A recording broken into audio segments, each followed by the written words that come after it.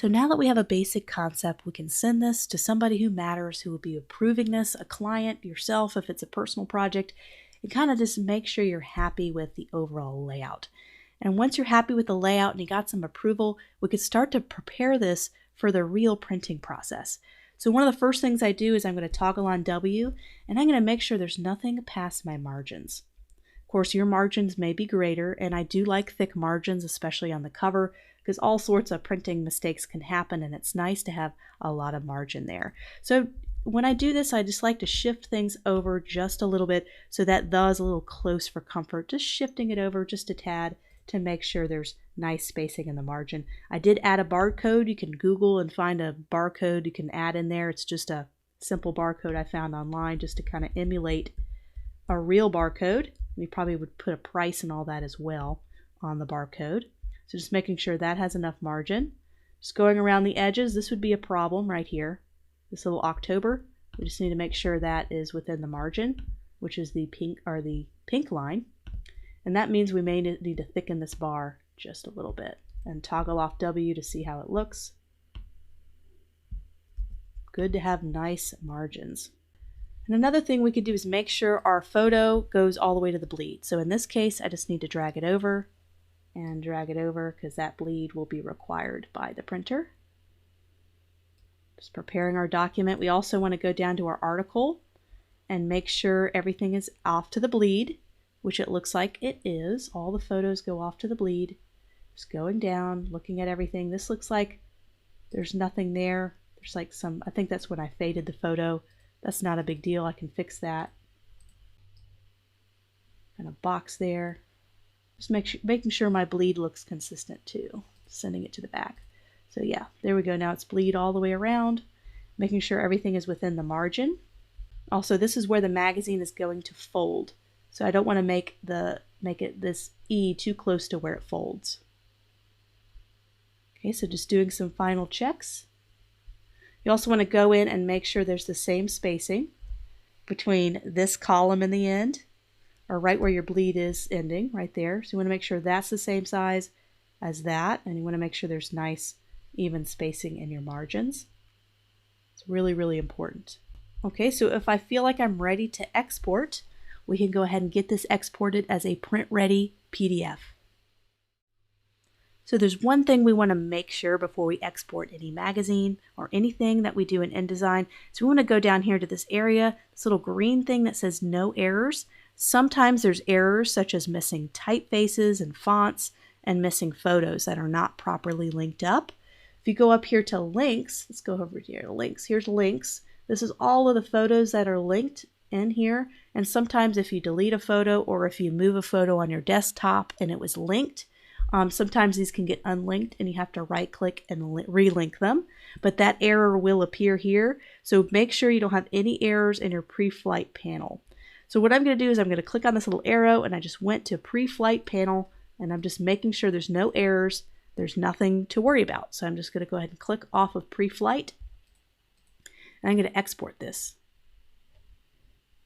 Okay, so we're going to do print. We're not going to do interactive. That'll probably save it in RGB mode. We want to do print and then export. So with here, there should be a default. What we've been doing with most of them is press quality. So we're going to click on press quality and we are going to make sure that pages are selected. So when you do export a magazine and it's multiple pages, do not do spreads. Spreads are great for looking at it and reviewing it and correcting it. But in terms of the printer is going to want to see it in single pages. That's how they like it. It's how they require you to submit multiple page magazines, booklets, catalogs, etc. So just make sure pages is selected. We're just making sure everything looks good in terms of resolution. Usually the press quality defaults are great. Okay, with marks and bleed, we definitely want to add crop marks. We want to add our crop marks sometimes. Sometimes magazine printers either like crop marks or they don't. Just ask them. Sometimes I include crop marks, sometimes I don't. But definitely bleed. We want to have our bleed marks on there. And since we already added bleed when we open the document, all we have to do is click on Use Bleed Settings and it will do it. So sometimes they like this checked. Sometimes they don't. So just kind of ask them what they like to have exported in the PDF. Output, we want to make sure CMYK is selected. That is a great color profile to be in when you're printing. And that's it. We're ready to go. We could even save this preset if we don't want to have to do all the same settings again, if we're going to do something very similar in the future. So let's go ahead and export. So one thing I want to talk about is, let's say I want to hand this off to another designer. I want to sell this layout. I want to be able to give an editable file to the printer. There's a lot of reasons why you want to give an editable file to somebody. And so I'm going to show you a way to package files. This is the best way to send around a file, InDesign file that you want other people to be able to fully edit. So if I were to save this, it's just a regular InDesign file. So I'm going to go ahead and do this.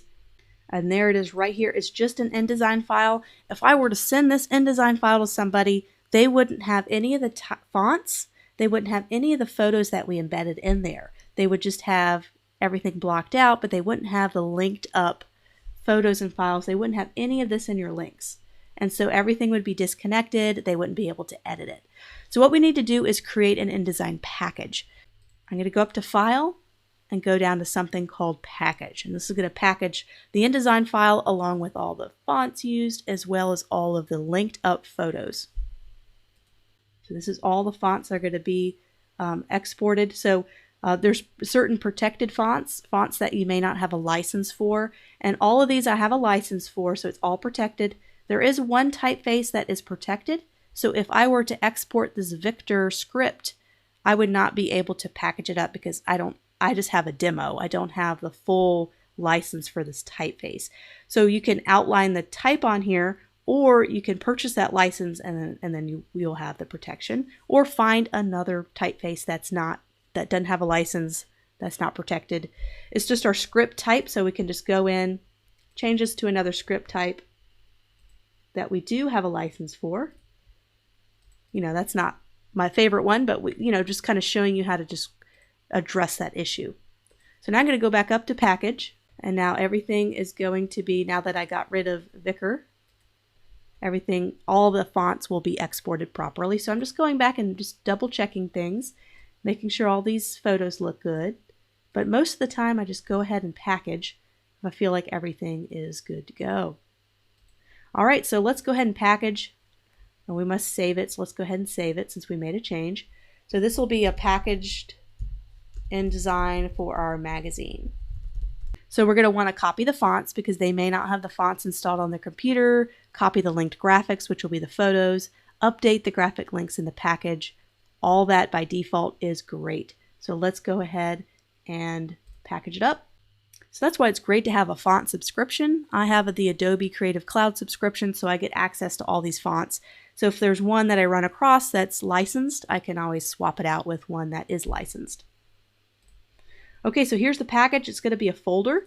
So we're going to double click it and you can zip this folder up and send it to anybody you want, including the printer if they require it. But I have all my links, so I have all these photos that we edited and used. It's going to have the original InDesign file. It's going to have a PDF so you can double check. So it went ahead and exported our PDF. And it also gives us all of the document fonts that we have the licenses for. It's not going to include any we don't have the license for. So if you package it up, they'll be able to open it up just like you did in your computer and take over the project. So if you ever wanted to produce a magazine design and sell it online, this is kind of how you would sell it. Or if you wanted to hand it off to another designer or an ad agency or hand it off to your client, this is a great way to do it. So I wanted to kind of show you that. I know that's a little tedious, a little boring, but it's essential to really understand how to maximize InDesign because this is our first and our only project that we're going to be doing in InDesign, and I really wanted to review it. So here's our final magazine. I'm pretty happy with kind of how it looks and feels. There's always tweaks you could do, little things you can do with the layout, but overall, for this example, for the 45 minutes that we had to create the cover, I'm happy with it. Also the spread, I'm happy with how everything seems thematic. Everything seems connected with the front cover and the inside spread. You could tell the same person put it together and they're thinking about similar font choices, but it's not too matchy-matchy either. There's a little bit of distinct quality to the article as opposed to the front cover. So I hope you enjoyed this project. It's our big editorial project of this class. I hope you liked it.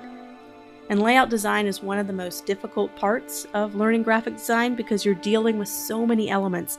It is like putting together a puzzle piece, but just taking some of the foundations and fundamentals you have learned throughout this class with font pairing and type hierarchy and just ways to balance out your design, I think it can go really far in helping you create more professional, polished layout pieces.